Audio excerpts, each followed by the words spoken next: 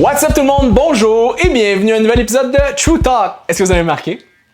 Eh oui, j'ai coupé ma moustache. Vous savez, dans mon dernier vidéo, beaucoup de gens me parlaient de ma moustache, je la trouvais trop longue, trop courte. Ben non, c'est pas vrai, j'ai des grosses lunettes LED d'en face. OK, pourquoi j'ai ces lunettes-là?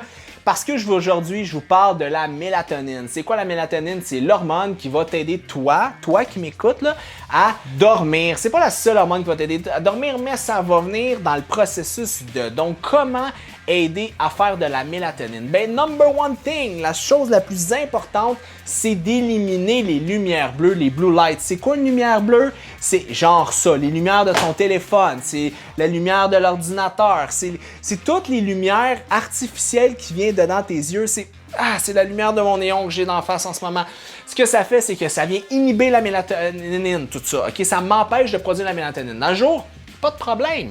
Pas de problème, le soleil fait la même job, pas de problème. C'est juste que quand c'est rendu au soir, le soir, tu veux avoir tranquillement un petit build-up de mélatonine pour faire des beaux dodos. Mais la réalité, c'est que si tu n'as pas ce build-up-là, tu vas avoir de la misère à dormir, tu vas être comme ça. Fait que Netflix and chill, on s'entend, c'est plus pour le chill que pour le Netflix, pour le dodo. Parce que si tu Netflix, tu vas avoir la misère à dormir. Tu vas peut-être être capable de chiller en masse. tu vas avoir la misère à dormir parce que tu feras pas assez de... Je regarde toujours Sam voir si, comme j'ai dit quelque chose de trop, ça passe.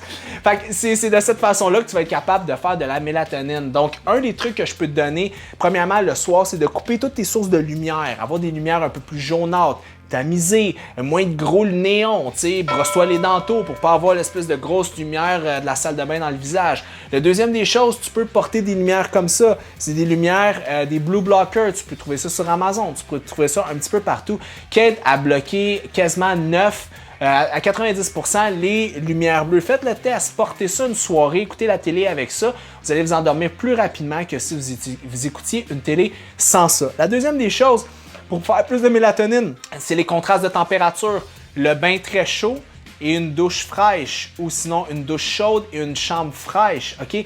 Les contrastes de température vous font produire de la mélatonine. C'est pour ça que quand vous êtes dans un spa, une station thermale à l'extérieur, bien plus souvent qu'autrement, quand vous faites le bain chaud, par la suite, l'espèce de cold plunge, là, le bassin très froid, vous relaxez, vous vous endormez parce que vous avez un release de mélatonine. La troisième des choses pour faire de la mélatonine, c'est être heureux. Okay? Ça a l'air bizarre à dire, mais ce qui arrive, c'est que la sérotonine, qui est le neurotransmetteur, je vous dirais, du bien-être et du bonheur, ben, c'est un précurseur de mélatonine. Fait que pas de sérotonine, pas de mélatonine. Fait que l'un va avec l'autre. C'est pour ça qu'il y a beaucoup de gens souvent en dépression, qui filent pas et tout ça, qui ont souvent de la misère à dormir parce qu'en absence de sérotonine, il y a une absence de mélatonine. Donc, c'est de prendre à ce moment-là quelque chose qui va vous aider à sécréter de la sérotonine.